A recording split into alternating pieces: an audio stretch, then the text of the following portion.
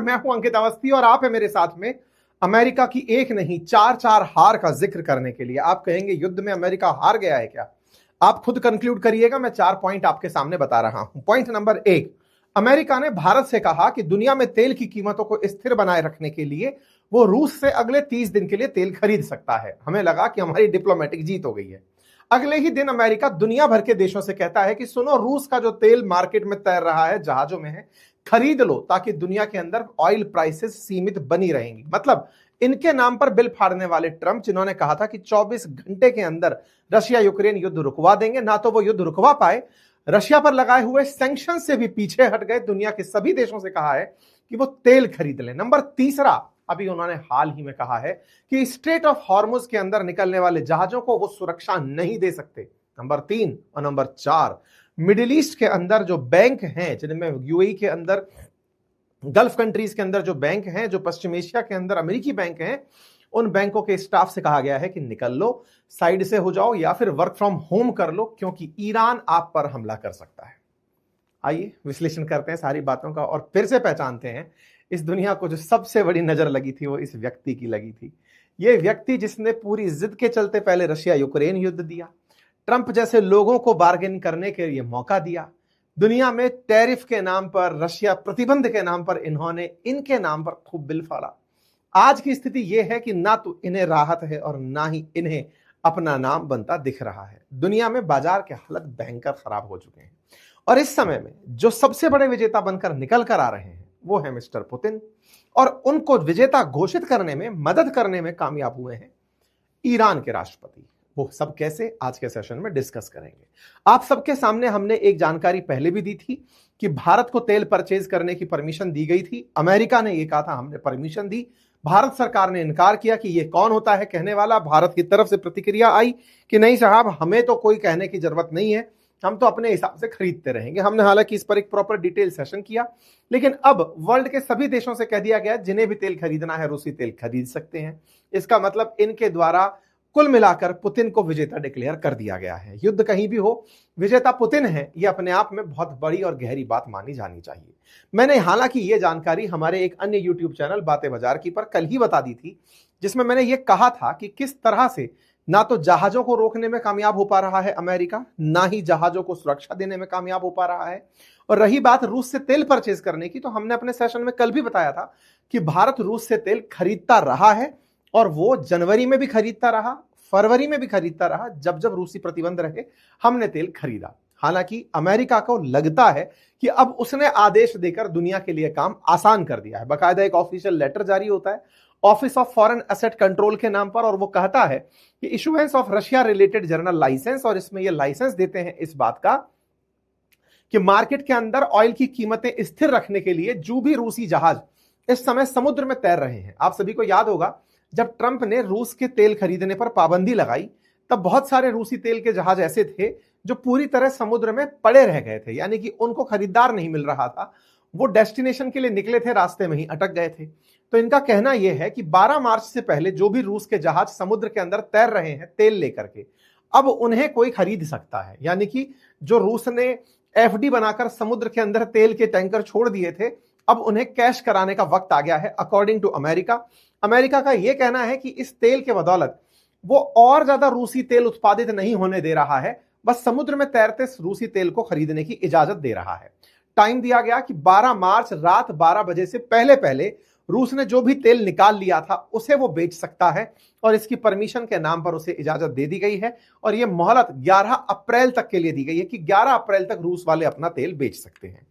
ये क्यों हुआ? ट्रंप की भाषा में कहें तो इनको लगता था कि जब ये ईरान पर हमला करेंगे तो तेल की कीमतें नहीं बढ़ेंगी। थोड़े दिन बाद इनको लगा कि हो सकता है थोड़े दिन के लिए तेल की कीमतें बढ़े, फिर हो सकता है कि थोड़े दिन बढ़ेंगी लेकिन फिर से नीचे आ जाएंगी, और अब इन्हें लगता है कि अगर तेल की कीमतें बढ़ती हैं तो ये तो अमेरिका के लिए अच्छी बात है। कुल मिलाकर के इनकी विफलताओं का दौर जारी है, और इसके अंदर अब इंटरनेशनल कूटनीति में इनके बहुत से उदाहरण शामिल हो चुके हैं। फिर चाहे जियोपॉलिटिक्स के अंदर रशिया यूक्रेन युद्ध ना रुकवा पाना हो, चाहे ग्रीनलैंड के मसले पर पीछे हटकर आना हो, चाइना के सामने टैरिफ के आगे खड़े ना रह पाना हो, भारत पर टैरिफ लगा लिया लेकिन चाइना पर कोई एक्शन ना ले पाना हो, भारत को रूस के तेल खरीदने पर पाबंदी लगवाई गई हो कि नहीं खरीदेंगे, बाद में फिर उसे परमिशन दे देना हो, ये सारी चीजें। और अब ईरान जो बिना प्रिपरेशन के तैयारी करके, बिना प्रिपरेशन के उस पर हमला करने की जो नीति हो, वो कुल मिलाकर के इन्हें एक बड़ा फेलियर सिद्ध कर रही है। जहां तक बात हो रशिया यूक्रेन युद्ध की, उसमें बाइडेन की नीति थी कि वो जेलेंस्की के साथ थे, लेकिन भारत को तेल खरीदने दे रहे थे। भारत को तेल खरीदने के पीछे का उनका तथ्य यही था कि भारत ने वर्ल्ड को कन्विंस किया था कि अगर हम तेल नहीं खरीदेंगे तो विश्व में तेल की कीमतें बढ़ जाएंगी। लेकिन अमेरिका उस समय बात मान गया था। ट्रंप के काल में इन्हें लगा कि मैं अब एक्सट्रीम प्रेशर अपनाऊंगा और तेल के ऑल्टरनेटिव के रूप में दुनिया के सामने वेनेजुएला को प्रस्तुत कर दूंगा। लेकिन उन्हें नहीं पता था कि इजराइल एकदम तीर लिए बैठा है ईरान पर चलाने के लिए, और फिर वो अमेरिका के हाथ से भी उन्हें चलवाएगा कि लो सर, अब आपकी बारी है।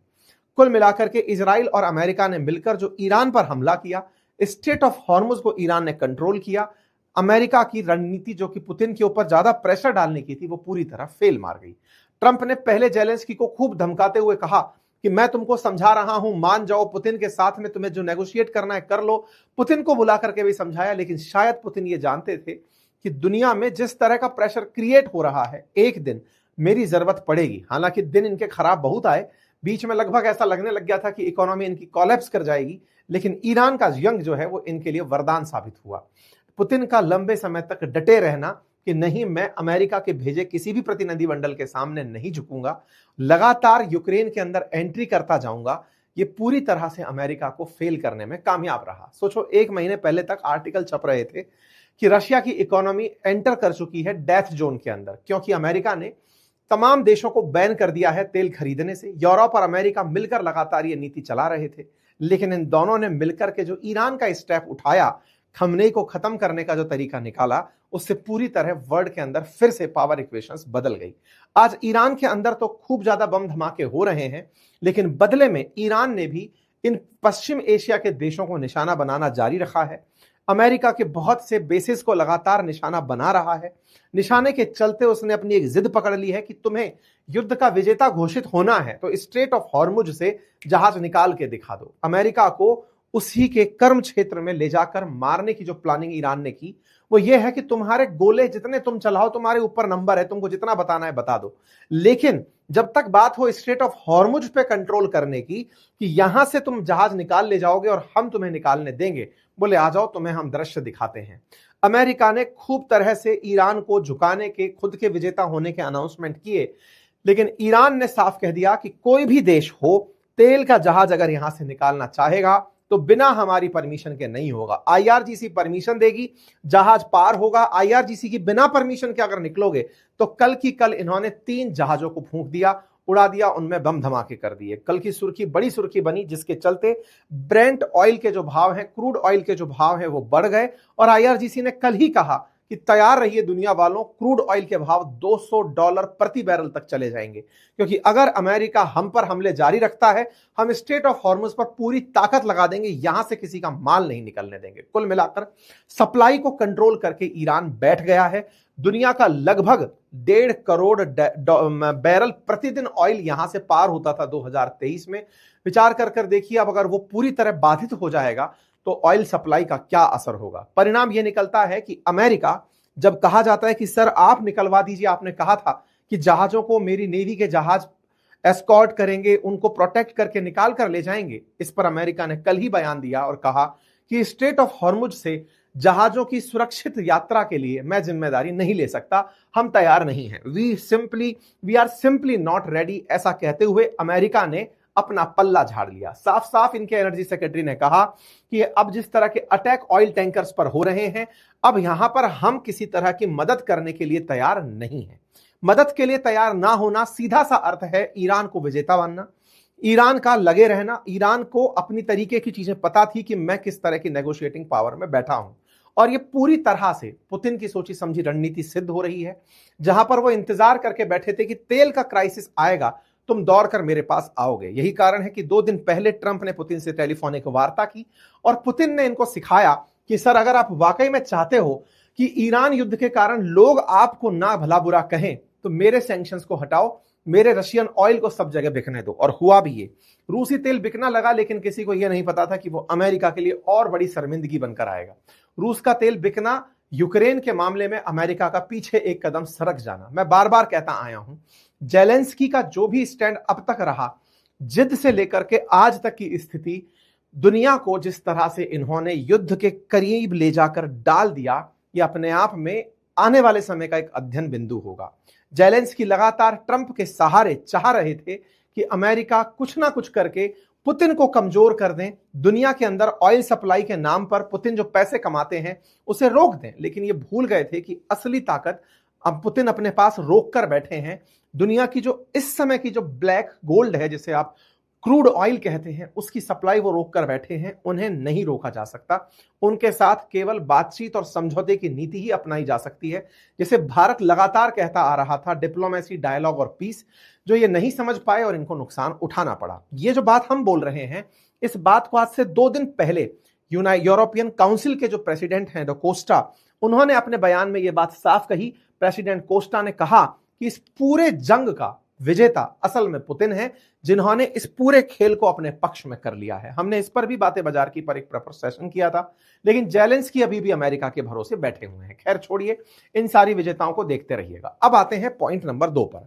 ईरान ने कहा है कि वो अब पश्चिम एशिया के अंदर, यानी दुबई, सऊदी, कुवैत, बहरीन, इन सब देशों के अंदर जो भी अमेरिकी और यूरोपियन बैंकिंग सिस्टम है, उस पर हमला करेगा। अब साहब, ऐसा हमला करने का आदेश क्यों? देखिए, आप लोगों को यह तो यहां ध्यान होगा कि भारत से भी बहुत सारे निवेशक और विशेष रूप से एशिया के बहुत से देशों के बहुत सारे फंड के धनी लोग जो हैं, वो दुबई जाकर सेटल हो गए थे। और ये युद्ध शुरू होने से पहले भी मैंने आपसे कहा था कि ईरान के पास केवल स्ट्रेट ऑफ हॉर्मुज नहीं है, उसके पास दुबई भी है, उसके पास दोहा भी है। वो इन देशों को अगर नुकसान पहुंचाना शुरू करता है, इन शहरों को अगर नुकसान पहुंचाना शुरू करता है, तो दुनिया के देश स्वतः ही सरेंडर स्थिति में आ जाएंगे। दुबई में न जाने कितने देशों का अरबों रुपया लगा हुआ है, बहुत से पैसा रियल एस्टेट में लगा है, लोगों ने फंड सेफ हेवन के रूप में सजा कर रखा हुआ है। अब जहां पैसा रखा हुआ है वो बैंक्स हैं, और उन बैंकों को निशाना बनाने का इन्होंने फरमान जारी कर दिया है कि मैं अब बैंकों को निशाना बनाऊंगा।